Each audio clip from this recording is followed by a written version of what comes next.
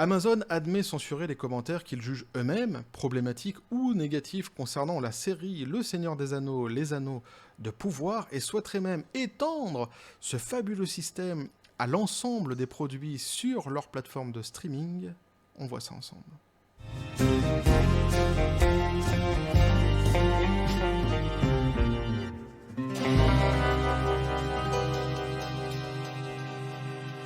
Et donc Amazon et la censure, épisode 2, puisque j'avais déjà fait une vidéo dernièrement concernant les premières 72 heures du premier épisode de la première saison de la série Le Seigneur des Anneaux, les Anneaux de pouvoir, pour lequel donc Amazon avait indiqué qu'il pratiquerait la censure et le filtrage des commentaires selon des critères qu'on ignore toujours, hein, selon des critères qui leur appartiennent.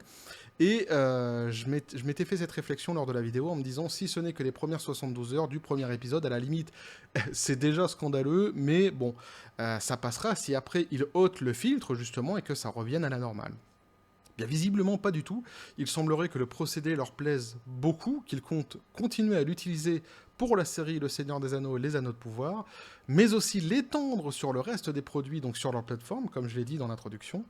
Et on va voir aussi quelque chose que j'ignorais, moi, personnellement, c'est que visiblement, Amazon aura un partenariat avec YouTube qui leur permettrait de pouvoir avoir un œil sur certains commentaires, sur certaines chaînes, visiblement, hein, des grosses chaînes, pour pouvoir effacer tout simplement des commentaires qu'ils jugeraient encore une fois là problématiques ou négatifs concernant leurs produits et notamment Le Seigneur des Anneaux, les Anneaux de pouvoir, la série. Petit café les copains.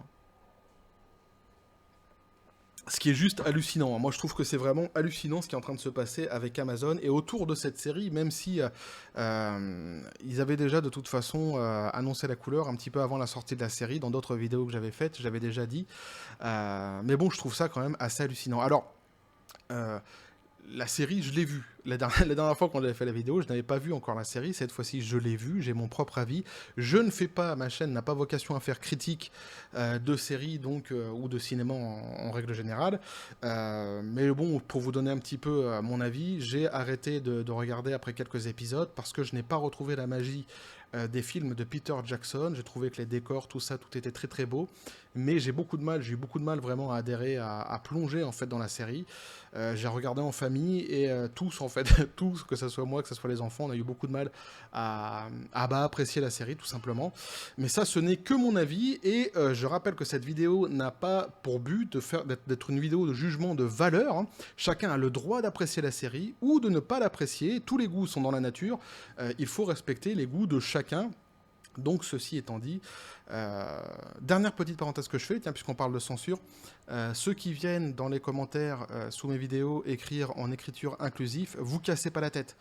Je ne lis pas les messages en écriture inclusive, je trouve que c'est un manque de respect profond pour moi d'abord, pour tous ceux qui sont abonnés à la chaîne, pour tous ceux qui souhaiteraient lire les commentaires, qui passeraient par là sous les vidéos et qui souhaiteraient lire les commentaires qui sont sous les vidéos que je fais, et encore plus pour ceux qui ont des problèmes de lecture, les dyslexiques ou certaines formes d'autisme.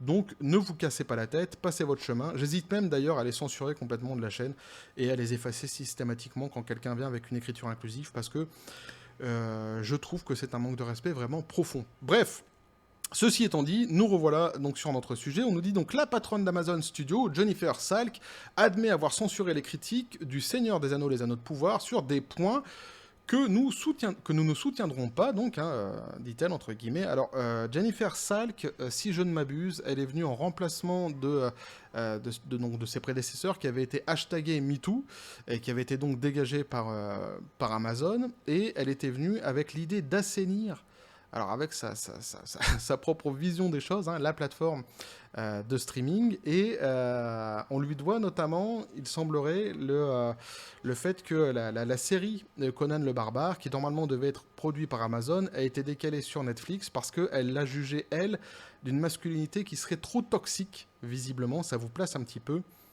la jeune femme, donc Madame Salk. Donc la patronne d'Amazon Studio, Jennifer Salk, a confirmé que de nombreuses critiques soupçonnaient qu'Amazon censurait les critiques avec lesquelles la société n'était pas d'accord. Dans un article géant sur le contrôle des dégâts, dans le Hollywood Reporter, Salk a confirmé la gigantesque société utilisait tout son pouvoir pour censurer les opinions avec lesquelles elle n'était pas d'accord. Évidemment, tout ça sur des critères qu'on ignore, hein, qui sont les leurs, évidemment. Donc, elle a déclaré au point de vente qu'elle a vu les critiques, nous les avons vus venir, il n'y avait pas eu de surprise. Nous dit-elle. Donc, ayant un aperçu de notre public mondial, nous avons également un aperçu des côtés les plus sombres de la façon dont les gens peuvent manipuler les critiques et avoir d'autres points de vue que nous ne soutiendrons pas. Alors c'est marrant parce qu'elle parle de manipulation des critiques, mais en réalité c'est exactement ce qu'ils font du coup. Pour le coup, c'est exactement ce qu'ils font. Alors je pense que elle met aussi en perspective les fameuses review bombing qui sont courants de nos jours. Et donc, mais là, le système qu'eux créent, c'est un petit peu le pendant de tout ça. C'est-à-dire que tu peux pas critiquer un système si toi-même t'en mets un autre en place à côté qui lui ressemble quasiment trait pour trait et qui t'arrange au final. Donc cette confirmation intervient à la suite qu'Amazon annonçant qu'il mettait à jour le système de révision sur Prime Video avec la première du premier épisode de l'émission. Alors là, l'article se plante un peu parce que il me semble que le système qui avait été mis en place des premières 72 heures, la censure qui avait été mise en place, avait déjà été testé auparavant sur un autre produit d'Amazon, quelques mois auparavant, avant la sortie donc de la série Le Seigneur des Anneaux, les Anneaux de Pouvoir, il me semble pas. Alors évidemment, ça a été du coup installé officiellement pour la série, mais il me semble que ça avait été déjà testé avant, donc ce n'était pas la première, ce n'est pas le premier produit à avoir subi en fait ce système-là de la part d'Amazon, il me semble. Variété donc a apporté que la société avait mis en place un nouveau délai de 72 heures pour tous les avis d'utilisateurs publiés sur Prime Video. Non seulement ils ont indiqué qu'ils retardaient les révisions, mais ils évalueraient également l'authenticité de chaque révision. Adam B. et Jennifer Maas de Variety ont expliqué, chaque critique est ensuite évaluée pour déterminer si elle est authentique ou s'il s'agit d'un faux créé par un bot, un troll ou une autre race de gobelins numériques. Variety a poursuivi en affirmant que le système de Prime Video fonctionnait en indiquant League of Their Own, le fait que l'émission avait une moyenne de 4,3 étoiles sur 5, donc 80% des utilisateurs lui attribuaient 5 étoiles, tandis que seulement 14% lui attribuaient 1 étoile. C'est énorme, le delta chez eux est énorme, surtout qu'en plus on va encore aller voir après donc, notre fameux site donc, Rotten Tomato pour voir où il en est. Depuis la dernière vidéo que j'avais fait, vous allez voir que ça n'a pas vraiment beaucoup bougé, mais là c'est vrai que le delta est énorme, et d'ailleurs ridicule. Que ce soit ceux qui mettent 5 étoiles ou ceux qui mettent 1 étoile, c'est assez ridicule, hein. Évidemment. Mais là, c'est 80% donc, des utilisateurs qui lui attribueraient 5 étoiles.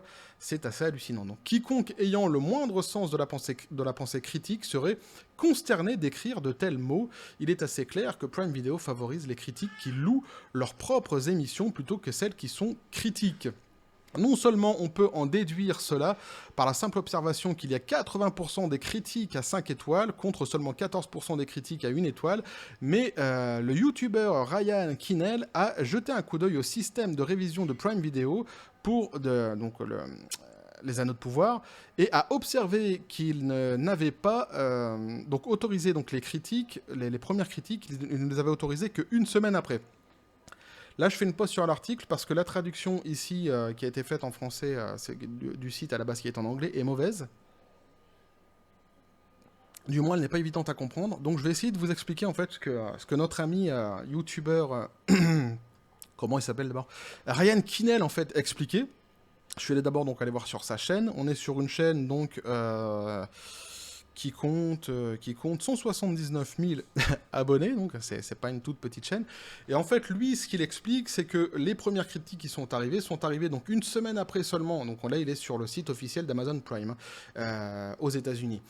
Sont arrivées donc seulement une semaine après donc le premier épisode, la première diffusion du premier épisode de la série le Seigneur des Anneaux, les Anneaux de Pouvoir, et qu'il a eu la bonne surprise lorsqu'il est arrivé sur le site de voir qu'évidemment donc la saison 1 était notée à 5 étoiles, mais qu'en plus il n'y aurait que 2 commentaires seulement qui auraient été donnés, donc en fait 2 commentaires qui seraient 2 commentaires à 5 étoiles, qui donnent 5 étoiles donc à la série. Sauf que en réalité, là je vous inviterai si vous voulez aller voir la vidéo plus en détail, c'est en anglais, mais pour ceux qui comprennent un petit peu l'anglais, ça passe très bien.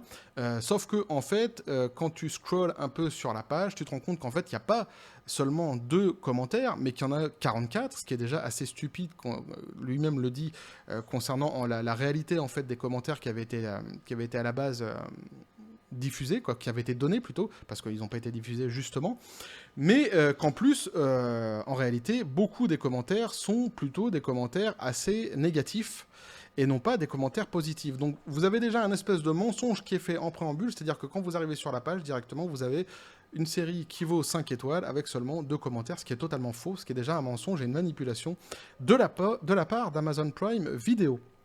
Et donc, il nous dit, c'est ce qu'il explique là, donc quand nous faisons défiler donc à 44 critiques, ce qui est toujours risible, c'est risible parce que ceux qui remontent jusqu'au 2 septembre, jusqu'au 5 septembre, il y a des milliers et des milliers de critiques là-bas pour cette série. Mais ils contrôlent et manipulent cela avec tant de soin pour essayer de gérer le contre-coup, pour essayer de limiter les dégâts. C'est tellement malhonnête, donc a-t-il affirmé. Après, on nous dit donc... avant de commencer à censurer les critiques, Prime Video travaillait également donc avec YouTube, alors là j'ai vraiment été surpris, je l'ignorais, pour supprimer donc les commentaires négatifs sur différentes bandes annonces ou vidéos promotionnelles de l'émission. Le YouTuber disparu, c'est son nom, mais pour le goût qu'on a retrouvé, l'a souligné donc lorsqu'il a examiné une vidéo intitulée « La Terre a besoin de plus de fans d'elfes », il note qu'à un moment donné, la vidéo a été vue 60 969 fois avec 506 commentaires. Ensuite, lorsque la vidéo a atteint les 309 290 vues, elle n'a plus que 287 commentaires.